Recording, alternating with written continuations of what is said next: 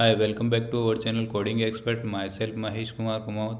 I hope all of you are well and good. And in this video, we are going to learn what is Swift, let, and where keywords, and difference between let and where keywords, and where should we use let and where keywords, and their practical implementation. So let's move to the screen. So practical implementation start करने के लिए अपने को launch करना होगा Xcode को.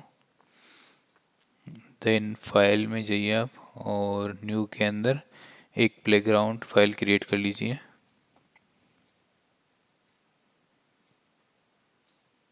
एक blank file choose कीजिए और नेक्स्ट पे क्लिक करिए. देन यहाँ पे आप प्लेग्राउंड फाइल का कुछ भी नेम दे सकते हैं. मैं यहाँ पे इम्प्लीमेंटेशन इसका नेम दे देता हूँ. और यहाँ से आप जिस भी फोल्डर में उस फाइल को सेव करना चाहते हो उस फोल्डर को चूज़ कर लीजिए. देन क्रिएट पर क्लिक कर दीजिए तो आपकी प्लेग्राउंड फाइल क्रिएट हो जाएगी. इसको फुल स्क्रीन करने के लिए या तो आप यहाँ से इसको क्लिक कर सकते हैं और यहाँ डबल क्लिक करके भी फुल स्क्रीन कर सकते हो. तो आप यहाँ पे देख सकते हो कि एक वेयर कीवर्ड के साथ में एक वेरिएबल क्रिएट हुआ है और जो डिफ़ॉल्ट इस फाइल के साथ में ही क्रिएट हो जाता है. तो अब हम समझते हैं लेट कीवर्ड क्या होता है एंड वेयर कीवर्ड क्या होता है और दोनों में क्या डिफरेंस होता है और कहाँ इसका यूज़ करना चाहिए. तो इसको तो मैं एक बार के लिए कर देता हूँ डिलीट. और ये डबल लाइन से हम कमेंट करते हैं स्विफ्ट के अंदर. तो हम डिस्कस करते हैं वेयर को. वेयर कीवर्ड का यूज़ हम वहाँ पर करते हैं जब हमें किसी वेरिएबल की वैल्यू प्रोग्राम के दौरान चेंज करनी होती है. तो वेयर क्या हुआ, value can be changed after variable declaration. तो वेरिएबल के डिक्लेरेशन के बाद में हम उस वेरिएबल की वैल्यू चेंज कर सकते हैं प्रोग्राम के किसी भी स्टेज पे. देन लेट कीवर्ड का यूज़ कांस्टेंट वैल्यूज़ के लिए यूज़ करते हैं हम लोग और इसकी वैल्यू प्रोग्राम के दौरान हम चेंज नहीं करते और डिक्लेरेशन के टाइम पर इसका इनिशियलाइजेशन करना ज़रूरी होता है. तो let keyword is used for constant value. तो हम लेट कीवर्ड का वैल्यू कांस्टेंट वैल्यूज़ के लिए यूज़ करते हैं and initialise at the time of declaration. जब हम वेरिएबल का डिक्लेरेशन करते हैं उसी टाइम पे उसको इनिशियलाइज भी करते हैं. तो अब इसको देखते हैं प्रैक्टिकली हम इम्प्लीमेंटेशन करके. सो हम वेयर कीवर्ड का यूज़ करके एक वेरिएबल डिक्लेयर करते हैं देन उसको इनिशियलाइज करते हैं. वेयर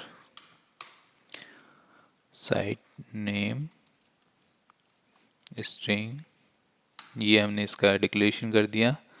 तो ये वेरिएबल डिक्लेरेशन सिंटैक्स होता है. किसी भी वेरिएबल को डिक्लेयर करने के लिए हम स्विफ्ट में दो कीवर्ड का यूज़ करते हैं, वेयर एंड लेट का. तो यहाँ पे अपन ने वेयर कीवर्ड यूज़ किया है क्योंकि हमें इसकी वैल्यू प्रोग्राम के दौरान चेंज करनी है. देन ये वेरिएबल का नेम हो गया साइट नेम और ये स्ट्रिंग डेटा टाइप हो गया.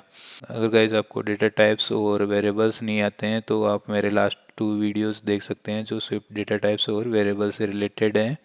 तो आपको लिंक डिस्क्रिप्शन में मिल जाएगा, मैंने मेंशन कर दिया है. तो गाइज आप स्विफ्ट डेटा टाइप्स और वेरिएबल्स का वीडियो देखने के बाद में अगर ये वीडियो देखोगे तो आपको इजीली वेयर और लेट कीवर्ड्स का यूज़ समझ में आ जाएगा. ठीक है, तो अब हम इस साइट वेरिएबल को वैल्यू असाइन कर देते हैं google.com और इसके बाद में हम इसकी वैल्यू चेंज कर देते हैं site name equal to apple.com. हम इसको रन कराते हैं. रन कराने के लिए आप इस प्ले बटन पर क्लिक कर दीजिए तो आपको यहाँ पर आउटपुट दिख जाएगा. तो पहले जो साइट नेम की वैल्यू थी वो google.com थी, देन हमने इसको चेंज करके apple.com कर दिया है. तो इस टाइप से हम वेयर कीवर्ड का यूज़ करते हैं जब हमें किसी वेरिएबल की value during the program change करनी होती है. और वेयर कीवर्ड का यूज़ उन वेरिएबल्स के लिए भी करते हैं जो एपीआई से हमें रिसीव होते हैं और उनका भी इनिशियलाइजेशन बाद में ही होता है. तो वेरिएबल का इनिशियलाइजेशन हमें जहाँ पे भी बाद में करवाना हो या उसकी वेरिएबल की वैल्यू चेंज करवानी हो तो उस वेरिएबल से पहले हम वेयर कीवर्ड का यूज़ करते हैं. तो अब हम देखते हैं लेट कीवर्ड को. Let num equal to 5। तो ये जो 5 मैंने वैल्यू दी है ये प्रोग्राम के दौरान कांस्टेंट रहेगी, इसको हम बाद में चेंज नहीं कर सकते। जैसे num इक्वल टू मैं अगर 10 करता हूँ तो कंपाइलर मुझे एरर दे देगा। कंपाइलर ने मुझे एरर दी है कि लाइन नंबर 9 में आप लेट को वेयर बना दीजिए अगर आपको वैल्यू चेंज करनी है तो हम अगर लेट की वर्ड यूज़ कर रहे हैं तो उस वेरिएबल की वैल्यू बाद में चेंज नहीं कर सकते। अगर वैल्यू चेंज करना है तो आपको लेट को वेयर बनाना पड़ेगा और ये अब कंपाइलर को एरर नहीं देगा और अपना कोड चल जाएगा। तो आप यहाँ पे देख सकते हो पहले नम की वैल्यू 5 थी फिर 10 हो गई है।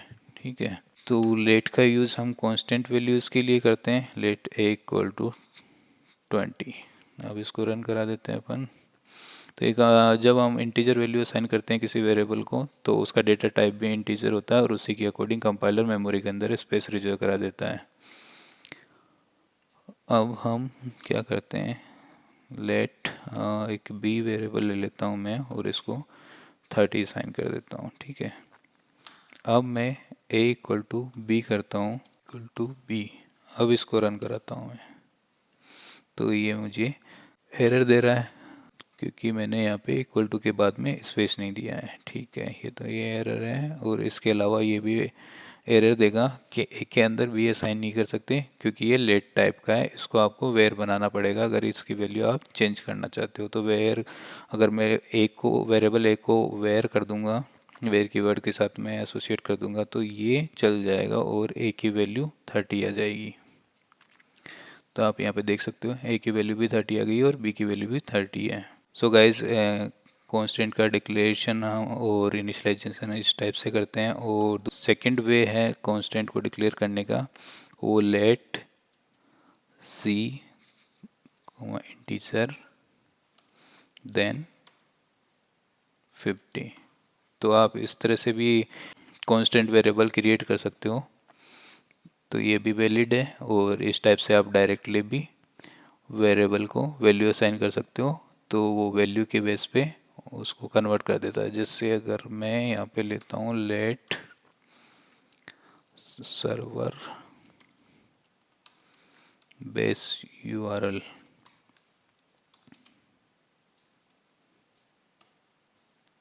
google.com, https लगा देता हूँ इसके आगे।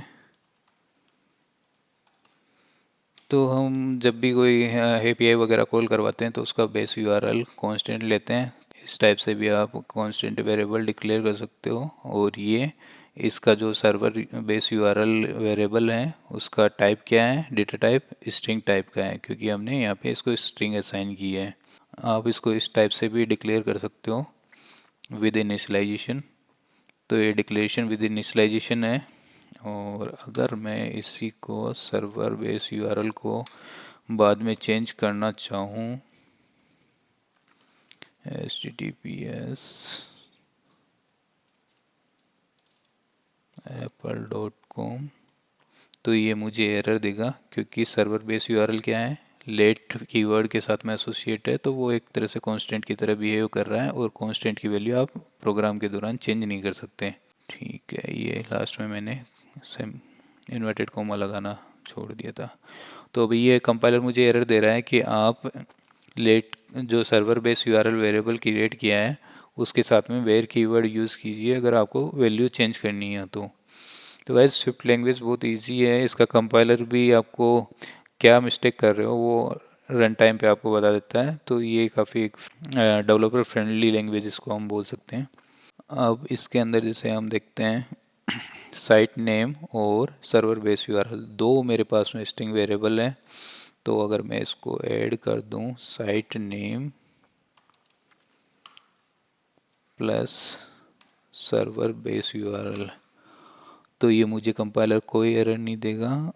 इसको मैं हटा देता हूँ क्योंकि ये हम नहीं कर सकते, ये रॉन्ग है क्योंकि कांस्टेंट की वैल्यू हम चेंज नहीं कर सकते।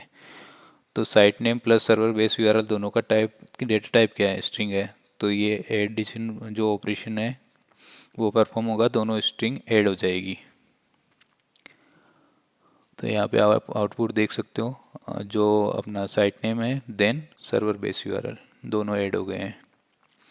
अब अगर मैं साइट नेम के अंदर असाइन करूँ नम जिसकी वैल्यू 5 है, तो क्या ये चलेगा? नहीं। आप स्ट्रिंग के अंदर इंटीजर डेटा टाइप असाइन नहीं कर सकते हैं। तो हम एक सेम डेटा टाइप्स के अंदर ही हम असाइन कर सकते हैं। अगर डेटा टाइप्स डिफरेंट हैं तो हम असाइनमेंट ऑपरेटर परफॉर्म नहीं कर सकते हैं। गाइस, अगर आप ऑपरेटर्स के बारे में नहीं जानते हो तो ऑपरेटर्स वाले वीडियो का लिंक डिस्क्रिप्शन में मेंशन कर दिया है। उसकी एडिंग हालांकि ऑपरेटर्स इन जावा है, बट आप कंफ्यूज मत होइए क्योंकि हर लैंग्वेज के अंदर ऑपरेटर्स सेम ही वर्क परफॉर्म करते हैं। तो आप उसको देख सकते हैं और ऑपरेटर्स पे अपनी अंडरस्टैंडिंग ले सकते हैं, और उस पर कई प्रैक्टिकल इम्प्लीमेंटेशन भी खुशी कुमावत ने एक्सप्लेन करें हैं। तो आप उससे अपने जो भी ऑपरेटर्स हैं, assignment operator, comparison operators, bitwise operators, काफ़ी अच्छे से उन्होंने एक्सप्लेन कर रखे हैं। तो आप उनका वीडियो देख लीजिए, अब अपने ही चैनल पर है, लिंक डिस्क्रिप्शन में मेंशन है। ओके, तो हम सेम डेटा टाइप्स होते हैं तभी असाइनमेंट ऑपरेटर परफॉर्म कर पाते हैं। तो अगर मैं साइट नेम के अंदर सर्वर बेस यूआरएल असाइन करूं तो ये हो जाएगा यहाँ पे। तो ये आप अगेन देख सकते हो, साइट नेम के अंदर क्या आ गया है, server base URL https://google.com। And guys, variable declaration के जो रूल्स हमने लास्ट वीडियो में डिस्कस किए थे, सेम वही रूल्स कांस्टेंट वेरिएबल क्रिएट करने के लिए भी अप्लाई होते हैं। जब भी वेरिएबल का नेम क्रिएट करना है तो हम वेरिएबल क्रिएट करने के रूल्स हैं उनको फॉलो करेंगे। सो गाइस, आई होप आपको लेट एंड वेयर कीवर्ड्स अच्छे से समझ में आ गए होंगे। तो आप कमेंट बॉक्स में कमेंट करके बताइए कि लेट एंड वेयर कीवर्ड्स में क्या डिफरेंस होता है। I hope you enjoy the video, and if you have any questions, any doubt in your mind, feel free to comment in the comment section so I can clear your doubts. And don't forget to like, share and subscribe to our channel, and also share the channels to those friends who want to learn iOS application development, and hit the bell icon for latest updates. Thanks for watching the video. Thank you.